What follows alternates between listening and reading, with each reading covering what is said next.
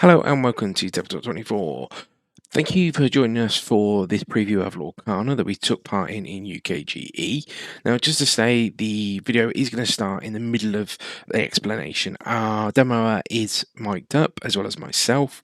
However, the demoer is sitting with the other pair at the table. There's 4 of us on the table, so there might be a little bit of talk about both games as they're going through. They obviously was trying to explain to everybody. We were just taking some time out of their day because they were rammed throughout that weekend. Hopefully you'll get a gist of what the gameplay is going on. We don't get to play a full game, but we will see some of the key mechanics as we go through.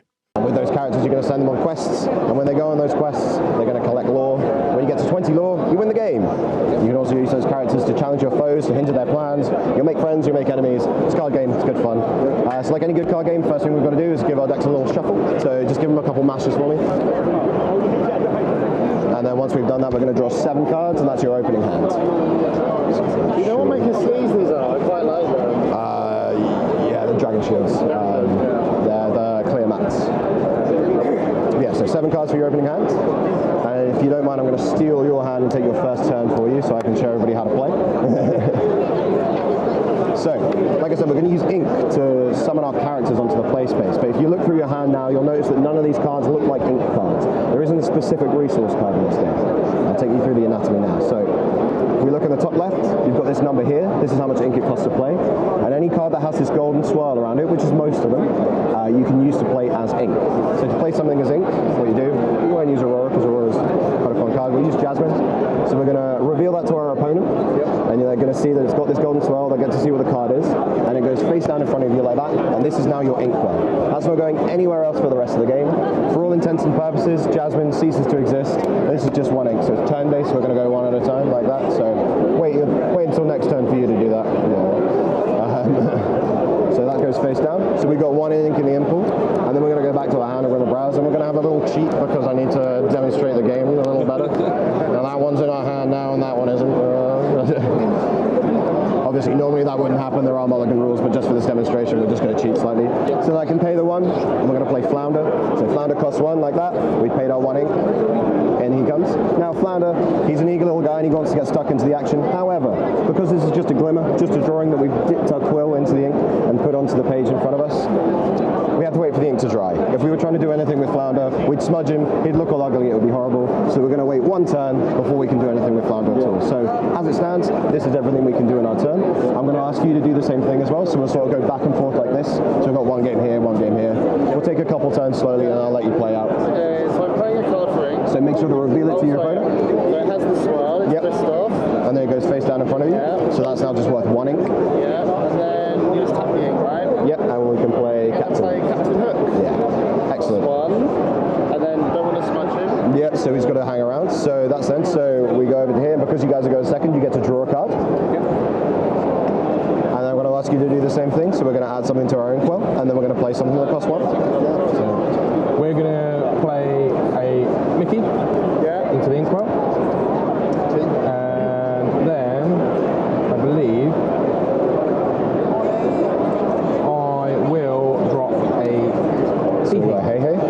So, and you can do the same thing. So yeah, I think I'm going to do pretty much identical. So Jasmine is now ink, and drop a Hey Hey, tap. wonderful. Same thing again. Okay, so let me go back here. I'm going to teach you 3 words that you have to remember at the start of each of your turns. So you guys are going to do this in a minute. You guys are going to do this now. So these words are ready, which means we ready up all the cards for each side. Set, and then draw.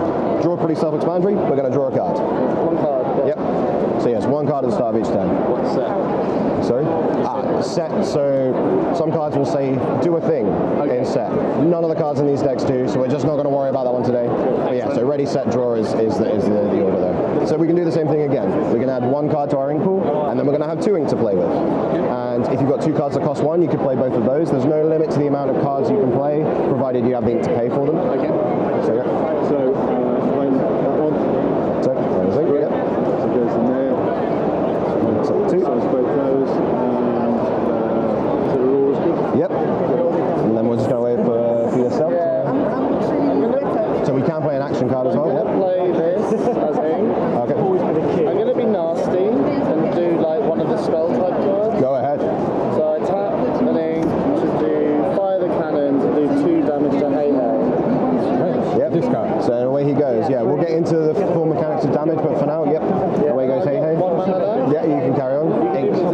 spend as much as you want. Yeah. As long as you can pay for the cards, then we'll pay the goons. Okay, so now we've also got options with our cards that the ink has dried on. So Flounder's ink is dry, Captain Hook's ink is dry. They can start getting into the action. The only thing they can do at the moment is go on a quest. So to go on a quest, we're going to exert them by turning them sideways like that, and then you're going to gain lore equals the amount of lore pips they have, which is a little teardrop shape in the bottom right. So they're each worth 1 lore. So when you exert them to send them on a quest, you get 1 lore, which will track on the d20. And like I said at the start, 20 lore wins the game. So congratulations, guys, you are now winning the game. Hooray! Yep, so we've exerted all our ink, we've used the character that's ready to go, we're waiting for the ink to dry on Aurora and the goons, so we send it back over here. So you remember the 3 words, they were ready, set and draw? Ready? Okay. Yep. Set, no set, and draw. And draw a card. And we're going to do the same thing. I'll point out now as well, so there's no set order that you have to take actions in. You don't have to play your ink first, you don't have to go on a quest. It doesn't matter, because you only do stuff in your turn, your opponent isn't responding to anything, so just do it in the order that feels best. Apart from at the start where it's already set. What do you call it? Exert. But I have to call it exert. Cool, so Dr. Facilia. Oh, and we've played We're going to reveal a wardrobe. 2 seconds and we'll go through your options. Pop that in there. And then we are going to do that and play a dingle hopper. So this is an item. So items are similar to characters in that they stay on the board, but you don't have to wait for the ink to dry to use them. Currently no use for that one, but yeah. And then we'll do another one and we'll play a stitch. So Hey Hey's ink is dry, and we could send Hey Hey on a quest and he'll go and get you a lore, which is probably what we're going to end up doing. Okay. However, just for the sake of argument, let's say, so Flounder's been on a quest, he's exerted himself, and that makes Flounder vulnerable. So Aurora currently invulnerable, ready to go, but Flounder exerted, vulnerable. And that means Hey Hey, in his stupidity, could decide to challenge Flounder to combat. Okay. So if he challenges him to combat, it's very simple. We're going to look at these 2 numbers here in the spiky circle. This is their strength, and they're going to deal damage to each other equal to their strength. So Hey Hey's going to deal 1 damage to Flounder, and Flounder will deal 2 damage to Hey Hey. And then after that's happened, we're going to look at their willpower, which is the number inside the shield. And if they have damage markers marked on them equal to or greater than that willpower, they're going to get discarded. So in this instance, obviously Hey Hey, complete idiot bird, charged in foolhardy into Flounder, has been slapped back by his fin, and would end up in your discard. However, Flounder, who has 2 willpower and only 1 damage marked, gets to stick around. The damage sticks around as well, though. So damage is sticky. That's what the dingle hopper is for. It removes the damage. However, as we said, we're probably not doing that one, because that doesn't seem like a very good play. So we'll just send Hey Hey on a quest as well, and you'll go up to 1 lore. So we exert him, get into lore. Obviously, you've got to wait for the ink to dry on the stitch. We're not doing much else. So we send it back over here, and we ready, set, and draw. So everything ready's up. So set is nothing, and draw 1 card. So challenging is that combat thing you just said about. So this is +2 strength, is it? Yeah. So you can only challenge things that exerted, so you can't use that this turn. We'll come to it though.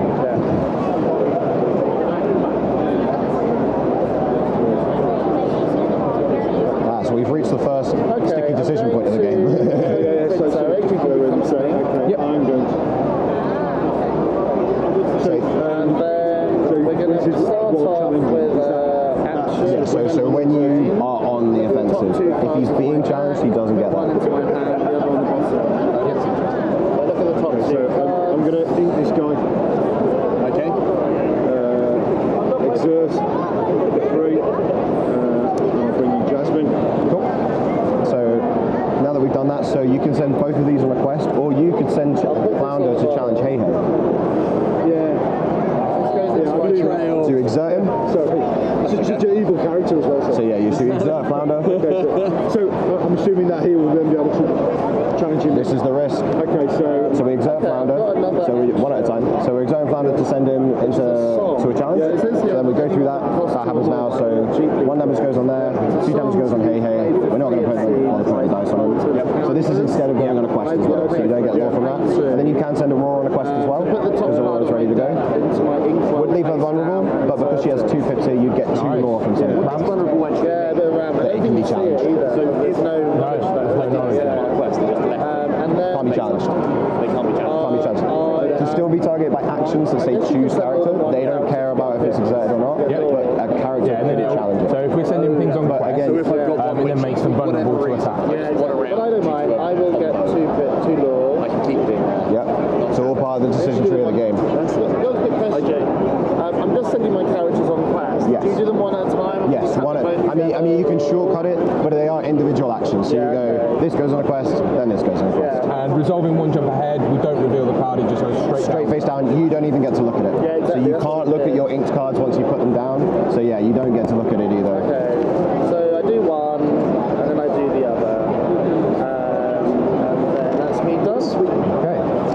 So this is just when you play it. Sweep is just kind of the flavour name. Draw. And the stuff there is just flavour. Oh, look at that. Yeah, well, there's I'm going some things are to lords, show you a mini. so there's things that say like all your villains get +1. I'm then going to... But mostly just flavour. Challenge Captain Hook. So I will take 1 pip of damage. We'll go into that. You So will if you take play something that costs 3, I guess then we can this is talk about only it when next he's time. So I can tell everybody else as well. I'll just double check. So play that. Make sure to reveal. Oh, sorry. Quick question. Yes. Things like Captain's Hook's ability only trigger when they're at. When they are the one challenging and not being challenged. I mean, otherwise it would pretty much just be, he'd have 3 strength. So I die. Yeah. 1 damage. One there. I'm then going to use my Dingle Hopper to get rid of that damage. You're too vulnerable. So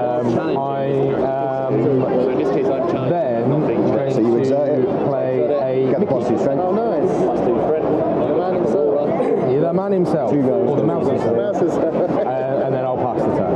Okay, cool. So ready? Cool. Yeah, we are playing the game. So we played the wardrobe yet, so make sure to exert. Then we send it back over. Draw or set. There's nothing. So ready up. So draw.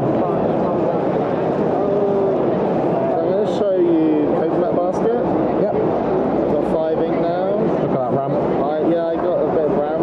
I'm going to play Aurora for 5. Okay. So this is a load of stuff. Shift 3. I may place 3, I guess it's ink, on top of this one.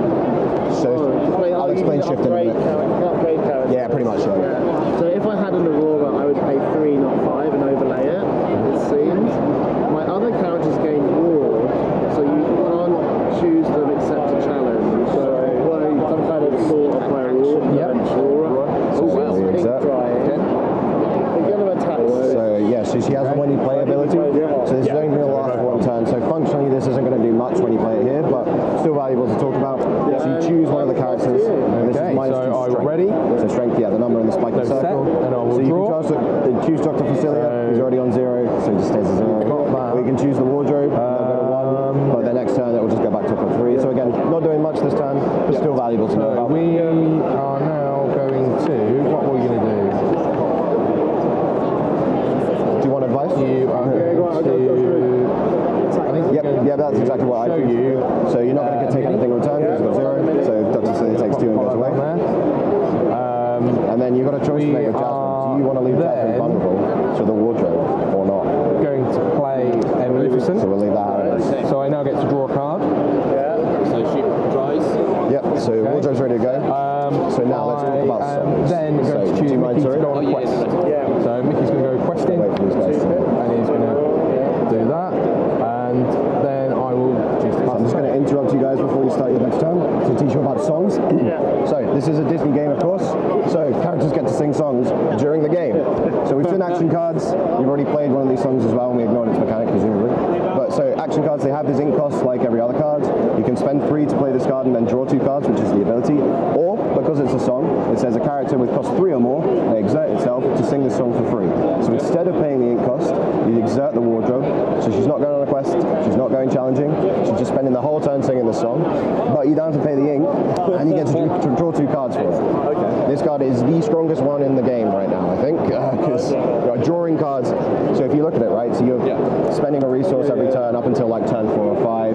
So you're usually playing 2 cards a turn. So by the time you get to turn 4 or 5, you kind of run out a lot of the time. Again, playing an ink is mandatory. You don't have to do that every single turn. So once you get to turn 4 or 5, you can kind of slow it down.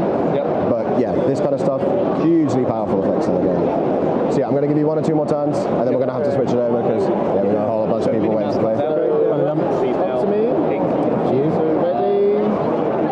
Set one. Just check. We haven't got any set things. We've got some bigger characters. So Got some bigger stuff. Draw cards. Okay. Ready. All my stuff. Draw. Got quite a machine gun. So it is worth bringing up quite a few cheap ones as well. Just to I mean, there's a go wide strategy. You can go tall as well. Can you use an item Yes, so you don't have to wait for the ink to dry or Okay, so I'm going to play that for ink. Okay. I'll just keep it simple. It's a demo. We should play Maleficent. This version's a bit weaker. She's a bit stronger, but she hasn't got any special abilities. She's going to be doing a lot more quests about it. Yeah. So she's crying. Go on a quest. So it's just Actually, it's not going to make a difference. What are your pounds? What are you doing? So you can't do that. You can only do stuff in your turn. Oh. Yeah, there's only how. Okay, So when you're challenging, you can't take any actions in your opponent's turn. And I think Cool. So what we're going to do. So we gain 1 from Flounder, then we get 2 from Jasmine. We're going to do exactly the same thing. We're going to use Maleficent to sing Friends on the other side, and then draw 2 cards. Nice. So have you played it? I've not played anything yet. And then we are going to choose. We're going to play Maximus, which is 3 cards. And he's going to choose Aurora to have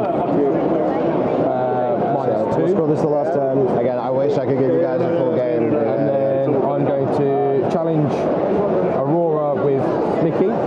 So I'll take 1 damage. And then I'll use the Dingle Hopper to take the 1 damage off. I'm then going to